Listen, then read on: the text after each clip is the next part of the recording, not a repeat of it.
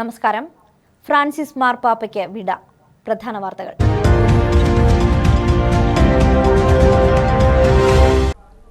ആഗോള കത്തോലിക്ക സഭയുടെ ഇടയൻ ഫ്രാൻസിസ് മാർപ്പാപ്പ കാലം ചെയ്തു.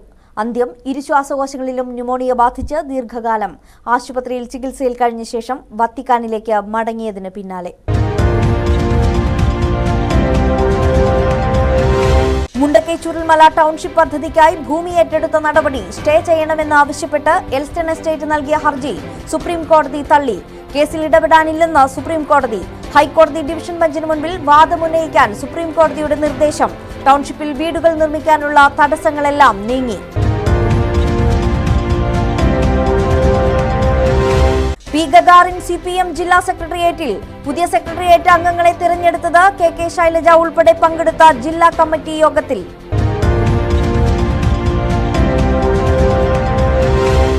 സംസ്ഥാന സർക്കാരിന്റെ 4ാം വാർഷികാഘോഷത്തിന്റെ ഭാഗമായുള്ള എന്റെ കേരളം പ്രദർശനമേളയ്ക്ക് നാളെ കൽപ്പറ്റയിൽ തുടക്കം.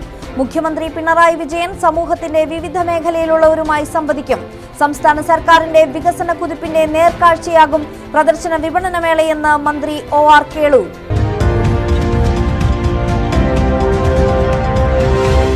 തൊണ്ടർനാട് കാഞ്ഞിരത്തിനാൽ ഭൂമി പ്രശ്ന പരിഹാരവുമായി ബന്ധപ്പെട്ട് ജില്ലാ കളക്ടറും സംഘവും തൊണ്ടർനാട്ടെ നിർദ്ദിഷ്ട ഭൂമി സന്ദർശിച്ചു. വർഷങ്ങളായി നിയമ പോരാട്ടവും കളക്ടറേറ്റിന് മുൻപിൽ സമരവും നടത്തുകയും ചെയ്യുന്ന ജെയിംസ് 1922 മുതലുള്ള രേഖകൾ സംഘത്തിന് മുമ്പിൽ സമർപ്പിച്ചു.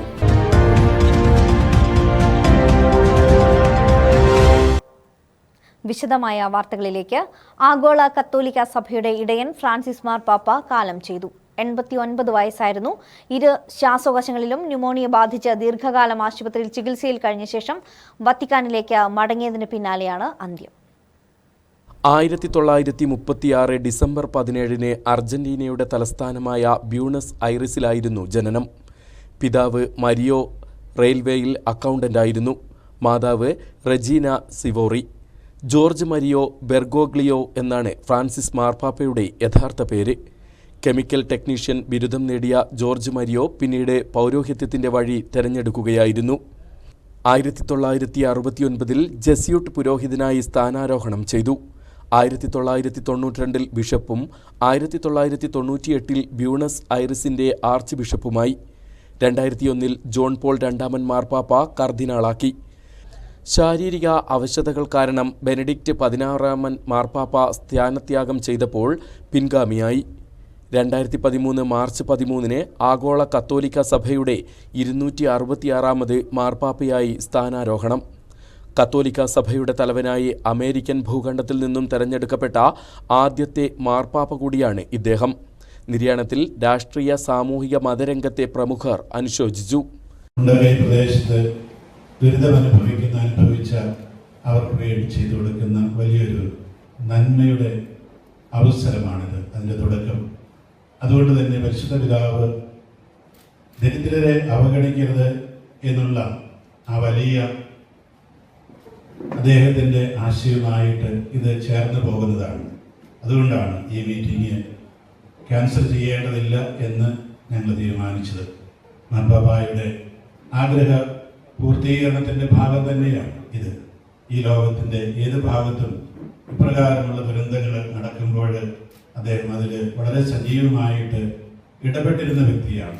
ശാന്തിയുടെ മേഖലകൾ ലോകത്ത് എവിടെയുണ്ടോ അവിടെ മുഴുവൻ ശാന്തിയുടെയും സമാധാനത്തിൻ്റെയും അവധൂതനായി കടന്നു വരികയും അവർക്ക് വേണ്ടി സംസാരിക്കുകയും അവർക്ക് വേണ്ടി പ്രാർത്ഥിക്കുകയും സാമൂഹ്യ ജീവിതക്രമത്തിൽ പാലിക്കേണ്ടതായ കാര്യങ്ങൾ മുഴുവൻ ലോകത്തോട് വിളംബരം ചെയ്യുകയും എല്ലാം നടന്ന് പാവപ്പെട്ട മനുഷ്യൻ്റെ എല്ലാവരുടെയും അത്താണിയായി ആ ഉത്തരവാദിത്ത ധർമ്മം മുഴുവൻ പൂർത്തീകരിച്ചാണ് തന്നെ ഇങ്ങോട്ട് അയച്ചതായിരിക്കുന്ന ദൈവത്തിലേക്ക് പ്രിയപ്പെട്ട ഫ്രാൻസിസ് മാർപ്പാപ്പ അഭിവന്ദ്യ പരിശുദ്ധ പിതാവ് യാത്ര തിരിച്ചിരിക്കുന്നത്. ന്യൂസ് ഡെസ്ക് മലനാട് ന്യൂസ്. മുണ്ടക്കൈ ചുരൽമല ടൗൺഷിപ്പ് പദ്ധതിക്കായി ഭൂമി ഏറ്റെടുത്ത നടപടി സ്റ്റേ ചെയ്യണമെന്നാവശ്യപ്പെട്ട് എൽസ്റ്റൺ എസ്റ്റേറ്റ് നൽകിയ ഹർജി സുപ്രീംകോടതി തള്ളി. കേസിൽ ഇടപെടാനില്ലെന്ന് സുപ്രീംകോടതി. നഷ്ടപരിഹാര തുക തീരുമാനിക്കേണ്ടത് സുപ്രീംകോടതിയല്ല. ഹൈക്കോടതി ഡിവിഷൻ ബെഞ്ചിന് മുൻപിൽ വാദമുന്നയിക്കാൻ സുപ്രീംകോടതി നിർദ്ദേശം നൽകി. ടൗൺഷിപ്പിൽ വീടുകൾ നിർമ്മിക്കുന്നതിനുള്ള തടസ്സങ്ങളെല്ലാം ഇതോടെ നീങ്ങി. സുപ്രീംകോടതി നടപടി സർക്കാരിന് ആശ്വാസമായി. ടൗൺഷിപ്പ് പദ്ധതിക്ക് ഭൂമി ഏറ്റെടുത്ത സർക്കാർ നടപടി തടയണമെന്ന എൽസ്റ്റൺ എസ്റ്റേറ്റിന്റെ ഹർജി സുപ്രീം കോടതി തള്ളി. ഹൈക്കോടതിയുടെ പരിഗണനയിലുള്ള കേസിൽ ഇടപെടാനില്ലെന്ന് സുപ്രീം കോടതി വ്യക്തമാക്കി. ഹൈക്കോടതി ഡിവിഷൻ ബെഞ്ചിൽ വാദം തുടരണം. കേസിൽ വേഗത്തിൽ വാദം കേട്ട് തീർപ്പാക്കണമെന്നും സുപ്രീം കോടതി നിർദ്ദേശം നൽകി. സുപ്രീം കോടതിയുടെ നടപടി എൽസ്റ്റൺ എസ്റ്റേറ്റിന് കനത്ത തിരിച്ചടിയായി. ഭൂമി ഏറ്റെടുത്ത നടപടിക്ക് സ്റ്റേ ലഭിക്കുമെന്നായിരുന്നു എൽസ്റ്റന്റെ പ്രതീക്ഷ. നിലവിൽ സർക്കാർ ഏറ്റെടുത്ത 63 ഹെക്ടർ ഭൂമിക്ക് 43.5 കോടി രൂപയാണ് സർക്കാർ നൽകിയത്. എന്നാൽ 1000 കോടി രൂപ വേണമെന്ന ആവശ്യമാണ് സുപ്രീം കോടതിയിൽ എൽസ്റ്റൺ ഉന്നയിച്ചത്. അതേസമയം ടൗൺഷിപ്പ് പദ്ധതിയുമായി മുന്നോട്ടു പോകുന്ന സർക്കാരിന് സുപ്രീം കോടതിയുടെ നടപടി ആശ്വാസമായി. വളരെ വേഗത്തിൽ തന്നെ ഇനി നിർമ്മാണ പ്രവൃത്തികൾ പൂർത്തിയാക്കാനും കഴിയും. Malanad news, Kalpetta. P Gagarin CPIM ജില്ലാ സെക്രട്ടേറിയറ്റിൽ. KK Shailaja teacher, TP Ramakrishnan, KS Aleekha, MV Jayarajan തുടങ്ങിയ മുതിർന്ന നേതാക്കൾ പങ്കെടുത്ത ജില്ലാ കമ്മിറ്റി യോഗത്തിലാണ് പുതിയ സെക്രട്ടേറിയറ്റ് അംഗങ്ങളെ തിരഞ്ഞെടുത്തത്. പി ഗഗാറിൻ ജില്ലാ സെക്രട്ടറി സ്ഥാനത്തു നിന്നും മാറിയ ശേഷം സംസ്ഥാന സമിതിയിൽ നിന്നും അദ്ദേഹത്തെ ഒഴിവാക്കിയിരുന്നു. ഈ സാഹചര്യത്തിൽ കൂടിയാണ് ജില്ലാ സെക്രട്ടേറിയറ്റിൽ പി ഗഗാറിനെ ഉൾപ്പെടുത്തിയത്. ജില്ലാ secretary K Rafeeq, VV Baby, P Gagarin, PV Sahadevan, PK Suresh, AN Prabhakaran, Rukmini Subrahmanyan, M Madhu എന്നിവരാണ് സെക്രട്ടേറിയറ്റ് അംഗങ്ങൾ. സംസ്ഥാന സർക്കാരിന്റെ 4ാം വാർഷികാഘോഷത്തിന്റെ ഭാഗമായുള്ള എന്റെ കേരളം പ്രദർശനമേളയ്ക്ക് നാളെ കൽപ്പറ്റയിൽ തുടക്കമാകും. 4ാം വാർഷികത്തിന്റെ ഭാഗമായി മുഖ്യമന്ത്രി പിണറായി വിജയൻ സമൂഹത്തിന്റെ വിവിധ മേഖലകളിലുള്ളവരുമായി സംവദിക്കും.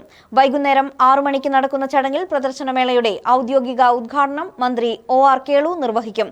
സംസ്ഥാന സർക്കാരിന്റെ വികസന കുതിപ്പിന്റെ നേർക്കാഴ്ചയാകും പ്രദർശന വിപണന മേളയെന്ന് മന്ത്രി OR കേളു പറഞ്ഞു.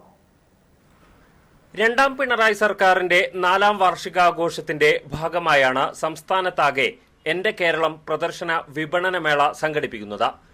ഇന്ന് കാസർഗോഡ് നിന്നും സംസ്ഥാനതല ഉദ്ഘാടനം മുഖ്യമന്ത്രി നിർവഹിച്ചു. കൽപ്പറ്റ SKMJ സ്കൂൾ ഗ്രൗണ്ടിൽ നടക്കുന്ന വയനാട് ജില്ലയിലെ പ്രദർശനമേളയ്ക്ക് നാളെ തുടക്കമാകും. മുഖ്യമന്ത്രി പിണറായി വിജയൻ കൽപ്പറ്റ ചന്ദ്രഗിരി ഓഡിറ്റോറിയത്തിൽ നടക്കുന്ന ജില്ലാതല യോഗത്തിൽ പങ്കെടുക്കുന്നതോടെയാണ് പരിപാടിക്ക് തുടക്കമാവുക. ക്ഷണിക്കപ്പെട്ട 500ഓളം പേർക്ക് പുറമെ ജനപ്രതിനിധികൾ, രാഷ്ട്രീയ പാർട്ടി പ്രതിനിധികൾ എന്നിവർ യോഗത്തിൽ പങ്കെടുക്കുമെന്ന് മന്ത്രി OR കേളുവും ജില്ലാ കളക്ടർ DR മേഘശ്രീയും അറിയിച്ചു. ഈ പരിപാടിയോടനുബന്ധിച്ച് കേരളത്തിലെ ബഹുമാനപ്പെട്ട മുഖ്യമന്ത്രി ശ്രീ പിണറായി വിജയൻ അവർ ജില്ലയിലെ പ്രധാനപ്പെട്ട പ്രമുഖരുമായിട്ടുള്ള കൂടിക്കാഴ്ചയും ചർച്ചയും ചന്ദ്രഗിരി ഓഡിറ്റോറിയത്തിൽ വെച്ച് നടക്കും. അതിനുശേഷം നാളെ വൈകിട്ട് 6 മണിക്ക് ഈ ഓഡിറ്റോറിയത്തിൽ ഈ മേള നടക്കുന്ന ഈ സ്ഥലത്ത് ഒരാഴ്ചക്കാലം നീണ്ടു നിൽക്കുന്ന നമ്മുടെ മേള ഉദ്ഘാടനം ചെയ്യും. കലാപരിപാടികളും വൈകുന്നേര സമയങ്ങളിൽ നല്ല രീതിയിൽ സ്റ്റേജ് കാര്യങ്ങൾ നമ്മൾ സെറ്റാക്കിയിട്ടുണ്ട്. അതുപോലെ തന്നെ ഗവൺമെൻറ്റിൻ്റെ സ്റ്റോൾസും ഉണ്ടാവും, കമേഴ്ഷ്യൽ സ്റ്റോൾസും ഉണ്ടാവും, ഫുഡ് കോർട്സും ഉണ്ടാവും. കുടുംബശ്രീയുടെ നല്ല രീതിയിലുള്ള വെറൈറ്റി ആയിട്ടുള്ള ഭക്ഷണങ്ങൾ നമ്മൾ ഏർപ്പാടാക്കിയിട്ടുണ്ട്. അപ്പോൾ എല്ലാവരും ആൾക്കാരും ഇതിൽ പങ്കെടുത്തിട്ട് ഇത് വിജയിപ്പിക്കണമെന്നാണ് നമ്മൾ ജില്ലാ ഭരണകൂടത്തിൻ്റെ എല്ലാവരുടെയും ആഗ്രഹം. എന്റെ കേരളം പ്രദർശനമേളയുടെ ഉദ്ഘാടനം നാളെ വൈകുന്നേരം 6-ന് ജില്ലയുടെ ചുമതലയുള്ള മന്ത്രി OR കേളു നിർവഹിക്കും. വിവിധ വകുപ്പുകളുടെ 200ഓളം സ്റ്റാളുകൾ, കാലിക പ്രസക്തമായ സെമിനാറുകൾ, വിവിധ സാംസ്കാരിക പരിപാടികൾ, ഭക്ഷ്യമേള തുടങ്ങിയവയാണ് പ്രദർശനമേളയിൽ ഒരുക്കുക. മേളയിലേക്ക് പ്രവേശനം സൗജന്യമാണ്. മലനാട് ന്യൂസ്, കൽപ്പറ്റ. എന്റെ കേരളം പ്രദർശനമേളയുടെ ഭാഗമായി കൽപ്പറ്റയിൽ വർണ്ണാഭമായ വിളംബര ഘോഷയാത്ര സംഘടിപ്പിച്ചു. കുടുംബശ്രീ പ്രവർത്തകർ, തൊഴിലുറപ്പ് തൊഴിലാളികൾ, വിവിധ വകുപ്പുകളിലെ ഉദ്യോഗസ്ഥർ ഉൾപ്പെടെ 100 കണക്കിന് ആളുകൾ അണിനിരന്നു. വിവിധ കലാരൂപങ്ങളും വിളംബര ഘോഷയാത്രയിൽ ഒരുക്കിയിരുന്നു. സംസ്ഥാന സർക്കാരിന്റെ 4ാം വാർഷികത്തിന്റെ ഭാഗമായുള്ള എന്റെ കേരളം പ്രദർശനമേളയോടനുബന്ധിച്ചാണ് വിളംബര ജാഥ സംഘടിപ്പിച്ചത്. കൽപ്പറ്റ SKMJ സ്കൂൾ ഗ്രൗണ്ട് പരിസരത്തു നിന്നും പട്ടികവർഗ വകുപ്പ് മന്ത്രി OR കേളു ഫ്ളാഗ് ഓഫ് ചെയ്തു. തുടർന്ന് നടന്ന വിളംബര ജാഥയിൽ നൂറുകണക്കിന് ആളുകൾ അണിനിരന്നു.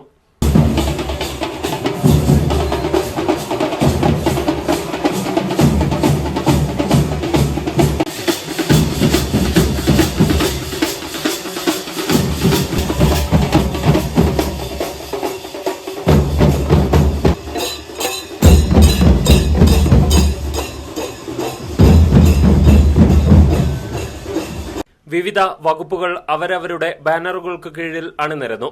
കുടുംബശ്രീ, ഹരിത കർമ്മസേന, തൊഴിലുറപ്പ് പദ്ധതി തൊഴിലാളികൾ, വനസംരക്ഷണ ജീവനക്കാർ തുടങ്ങി നിരവധി പേരാണ് വിളംബര ജാഥയിൽ അണിനിരന്നത്. വാദ്യമേളങ്ങളുടെ അകമ്പടിയോടെയായിരുന്നു ഘോഷയാത്ര. മലനാട് ന്യൂസ്, കൽപ്പറ്റ. സംസ്ഥാന സർക്കാരിന്റെ 4ാം വാർഷികത്തിന്റെ ഭാഗമായി LDF സംഘടിപ്പിക്കുന്ന പൊതുസമ്മേളനത്തിൽ മുഖ്യമന്ത്രി പിണറായി വിജയൻ പങ്കെടുക്കും. കൽപ്പറ്റ പുതിയ ബസ് സ്റ്റാൻഡ് പരിസരത്താണ് പൊതുസമ്മേളനം നടക്കുക. ജില്ലയുടെ വിവിധ ഭാഗങ്ങളിൽ നിന്നുള്ള നൂറുകണക്കിന് പ്രവർത്തകർ പൊതുസമ്മേളനത്തിന്റെ ഭാഗമാകും. വിവിധ വകുപ്പ് മന്ത്രിമാരും സമ്മേളനത്തിൽ പങ്കെടുക്കും. വൈകുന്നേരം 4 മണിക്കാണ് പരിപാടി. കഴിഞ്ഞ 9 വർഷത്തോളമായി സംസ്ഥാനത്ത് നടപ്പാക്കിയ ജനകീയ വികസന പദ്ധതികൾ ജനങ്ങളിൽ എത്തിക്കുന്നതിനായാണ് പരിപാടി സംഘടിപ്പിക്കുന്നതെന്ന് LDF നേതാക്കൾ അറിയിച്ചു. തൊണ്ടർനാട് കാഞ്ഞിരത്തിനാൽ ഭൂമി പ്രശ്ന പരിഹാരവുമായി ബന്ധപ്പെട്ട് ജില്ലാ കളക്ടറും സംഘവും തൊണ്ടർനാടിലുള്ള നിർദ്ദിഷ്ട ഭൂമി സന്ദർശിച്ചു. വർഷങ്ങളോളമായി നിയമപോരാട്ടം നടത്തുകയും കളക്ടറേറ്റിന് മുമ്പിൽ സമരം നടത്തുകയും ചെയ്യുന്ന കാഞ്ഞിരത്തിനാൽ ജെയിംസ് ഭൂമി സംബന്ധിച്ച് തന്റെ പക്കലുള്ള 1922 മുതലുള്ള രേഖകൾ സംഘത്തിന് മുൻപിൽ സമർപ്പിച്ചു. കഴിഞ്ഞ 10 വർഷത്തോളമായി കളക്ടറേറ്റിന് മുന്നിൽ നീതിക്കായി പോരാട്ടം നടത്തുന്ന കാഞ്ഞിരത്തിനാൽ ജോർജിന്റെ മകളുടെ ഭർത്താവ് ജെയിംസും കുടുംബവും ഭൂമി സംബന്ധിച്ച കാര്യങ്ങൾ കളക്ടർക്ക് രേഖകൾ സഹിതം വിശദീകരിച്ച് നൽകി. സ്റ്റേ വന്നപ്പോൾ ഇവരുടെ അച്ഛനെയും അമ്മേനെയൊക്കെ ഈ വലിച്ച് മുറ്റത്തിട്ടിരുന്നു. അപ്പോൾ അദ്ദേഹം അമ്മ വീണിട്ട് ഇവിടെ എല്ലൊക്കെ പൊട്ടിയിട്ട് കിടന്നിരുന്നു. അത് നേരിട്ട് ഈ ശേഷം സാർ കണ്ടിരുന്നു. അപ്പോൾ അതുകൊണ്ടാണ് സാറ് ഈ പറയുന്നത് വളരെ നിരുത്തരപരമായ ഡിപ്പാർട്ട്മെന്റ് വനവകുപ്പ് ഇവർക്കെതിരെ പെരുമാറിയിട്ടുണ്ട്. ഭൂമി ഏറ്റെടുക്കുമ്പോൾ നോട്ടീസ് കൊടുത്തിട്ടില്ല, പത്രങ്ങളിൽ പരസ്യപ്പെടുത്തിയില്ല, ഓഫീസിൽ പ്രസിദ്ധീകരിച്ചിട്ടില്ല, നിയമ നടപടി ഒന്നും പാലിച്ചിട്ടില്ല എന്ന് പറയുന്നുണ്ട്. അപ്പോൾ ഇതാണ് ഈ ആൾമാറാട്ടം നടത്തിയ വക്കാലത്ത് MFA 492/85. ഇതിൽ ഈ വിധി ഈ രേഖ റദ്ദ് കളഞ്ഞിട്ട് ഇവരുടെ പേരിൽ ആണ് ഈ MFA ജോർജിൻ്റെയും ജോസിൻ്റെയും പേരിൽ അപ്പീൽ പോകുന്നത്. എന്നിട്ട് ഫസ്റ്റ് ഹിയറിംഗ് കേസ് വന്നപ്പോൾ വക്കീലങ്ങ് മാറിക്കാണു. അപ്പം കോടതി എക്സ്പാർട്ട് വിധിയാക്കി. വനംവകുപ്പ് വ്യാജരേഖകളുണ്ടാക്കിയും അന്യായമായുമാണ് തങ്ങളെ വില കൊടുത്തു വാങ്ങിയ ഭൂമിയിൽ നിന്നും ഇറക്കിവിട്ടതെന്ന് കുടുംബം കളക്ടറോട് വ്യക്തമാക്കി. പ്രശ്നപരിഹാരത്തിനായി 2 മാസം മുൻപ് ജെയിംസും മരണപ്പെട്ട ജോർജിന്റെ സഹോദരൻ കാഞ്ഞിരത്തിനാൽ ജോസുമായി കളക്ടർ മേഘശ്രീ ചർച്ച നടത്തിയിരുന്നു. ഇതിന്റെ തുടർച്ചയായാണ് ഇന്ന് ഭൂമി സന്ദർശിച്ചത്. സർക്കാരിന്റെ പ്രത്യേക നിർദ്ദേശപ്രകാരമാണ് ജില്ലാ കളക്ടർ കാഞ്ഞിരത്തിനാൽ ഭൂമി പ്രശ്നത്തിൽ പരിഹാരത്തിനായി ശ്രമം നടത്തുന്നത്.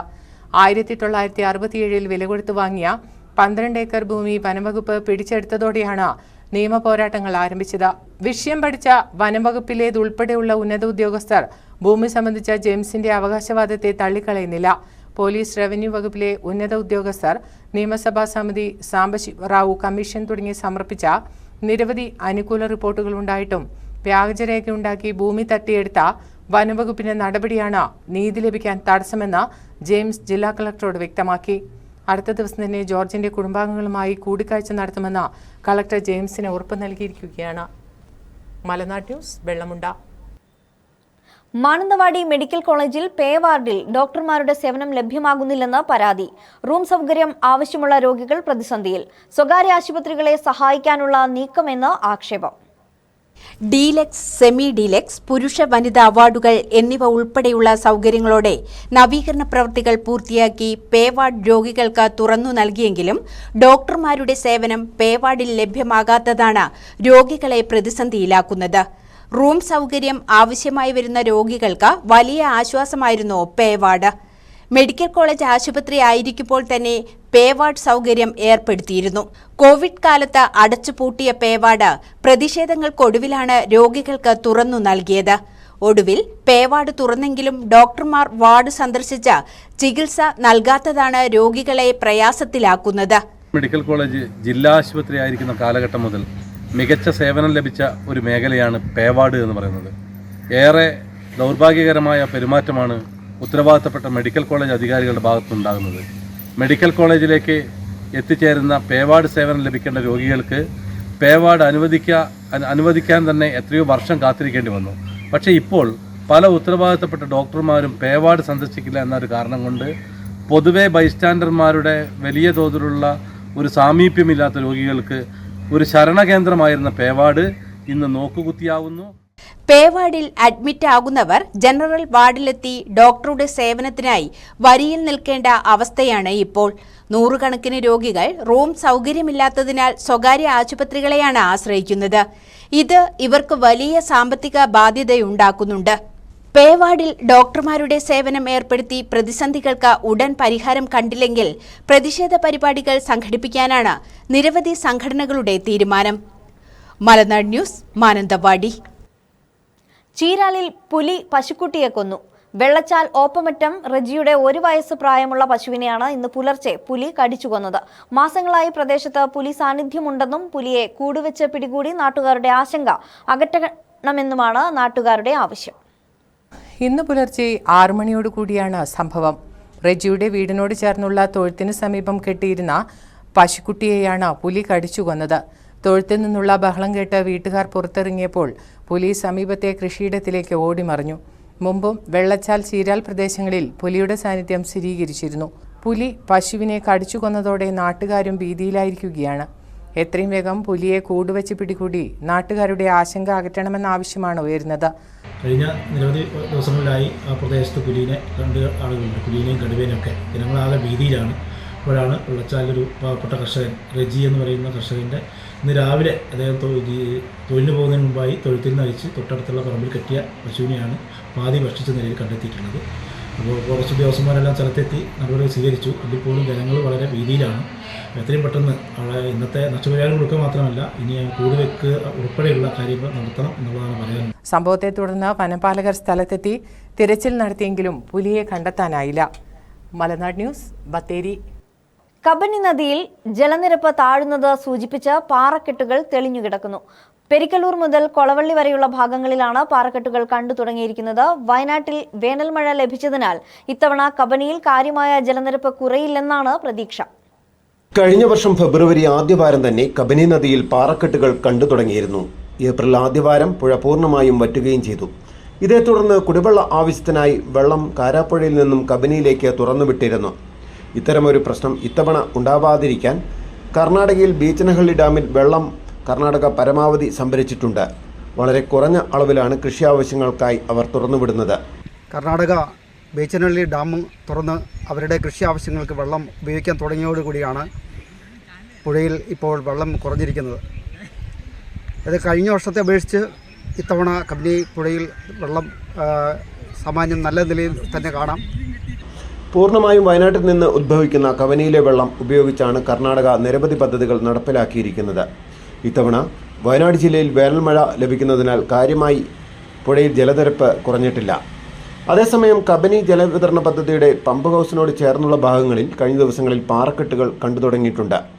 കാലവർഷത്തിന് 1 മാസം മാത്രം ബാക്കി നിൽക്കെ ജലനിരപ്പ് കാര്യമായി കുറയില്ലെന്ന പ്രതീക്ഷയിലാണ് നാട്ടുകാരും. സി ബാബു, മലനാട് ന്യൂസ്, പുൽപ്പള്ളി. വയനാട്ടിലെ ഏറ്റവും വലിയ തെങ്ങിൻ തോപ്പ് പെരിക്കല്ലൂരിൽ. 10 ഏക്കറോളം സ്ഥലത്ത് തെങ്ങ് കൃഷി ചെയ്തു പോരുന്നത് 10 ഏക്കർ ജോസേട്ടൻ എന്നറിയപ്പെടുന്ന ജോസാണ്. 1990-ലാണ് ജോസ് പെരിക്കല്ലൂരിൽ കബനി തീരത്ത് 10 ഏക്കർ സ്ഥലം വാങ്ങിയത്. ഈ സ്ഥലത്ത് ഇത്രയും തെങ്ങുകളുള്ള മറ്റൊരു തെങ്ങിൻ തോപ്പ് വയനാട്ടിലില്ല. മികച്ച പരിചരണം നൽകുന്നതിലൂടെ മികച്ച വരുമാനവും നേടാൻ ഇദ്ദേഹത്തിന് കഴിയുന്നുണ്ട്. ഇടക്കാലത്ത് തേങ്ങയുടെ വില ഇടിഞ്ഞിരുന്നു. എന്നാൽ മികച്ച വിലയാണ് തേങ്ങയ്ക്ക് ഇപ്പോൾ. മറ്റ് കർഷകരിൽ പലരും തോട്ടങ്ങളിൽ നിന്ന് തെങ്ങ് കൃഷിയെ അകറ്റി നിർത്തിയപ്പോഴും ഇദ്ദേഹം ലാഭമോ നഷ്ടമോ നോക്കാതെ തെങ്ങ് കൃഷിയിൽ തന്നെ സജീവമാവുകയായിരുന്നു. തെങ്ങാറ്റമിച്ചപ്പോൾ നല്ല സക്സസ്സായിട്ട് ഇന്ന് വരുന്നുണ്ട്. അപ്പോൾ അതനുസരിച്ച് പിന്നെ ബാക്കിയെല്ലാം തെങ്ങ് തൈ വെച്ചേക്കാന്ന് വെച്ചുകൊണ്ട് എല്ലാം വെച്ച് അന്ന് കൊണ്ടുവൽപ്പെട്ട പോയി എത്താ തൈ വാങ്ങുന്നത്. അത് സൂചി നല്ല 3 കൂമ്പുള്ള സൂചി തൈ കിട്ടുമായിരുന്നു, വേറൊന്നും പുറത്തേക്ക് വരാത്തത്.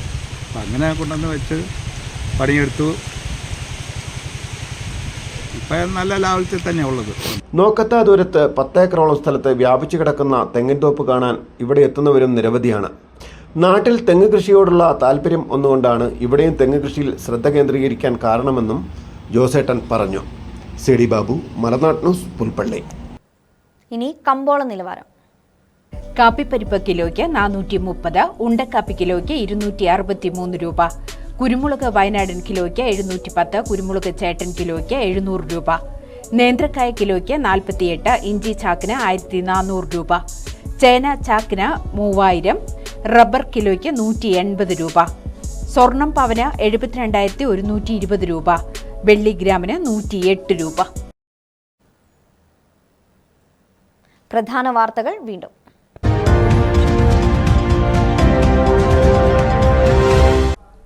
ആഗോള കത്തോലിക്ക സഭയുടെ ഇടയൻ ഫ്രാൻസിസ് മാർപ്പാപ്പ കാലം ചെയ്തു.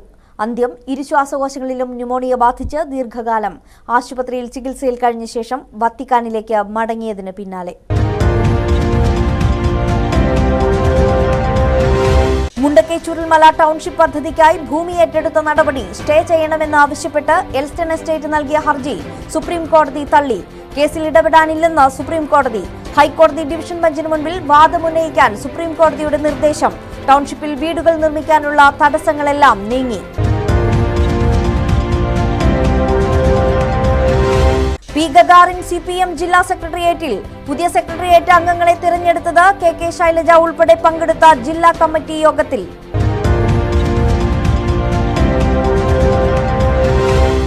സംസ്ഥാന സർക്കാരിന്റെ 4ാം വാർഷികാഘോഷത്തിന്റെ ഭാഗമായുള്ള എന്റെ കേരളം പ്രദർശനമേളയ്ക്ക് നാളെ കൽപ്പറ്റയിൽ തുടക്കം. മുഖ്യമന്ത്രി പിണറായി വിജയൻ സമൂഹത്തിന്റെ വിവിധ മേഖലയിലുള്ളവരുമായി സംവദിക്കും. സംസ്ഥാന സർക്കാരിന്റെ വികസന കുതിപ്പിന്റെ നേർക്കാഴ്ചയാകും പ്രദർശന വിപണനമേളയെന്ന് മന്ത്രി OR കേളു.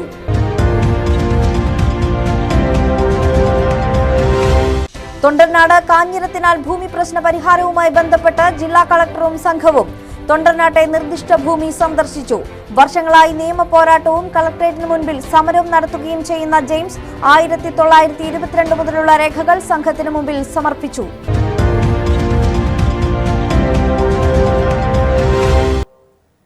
ഇതോടെ ഈ വാർത്തകൾ പൂർണ്ണമാകുന്നു.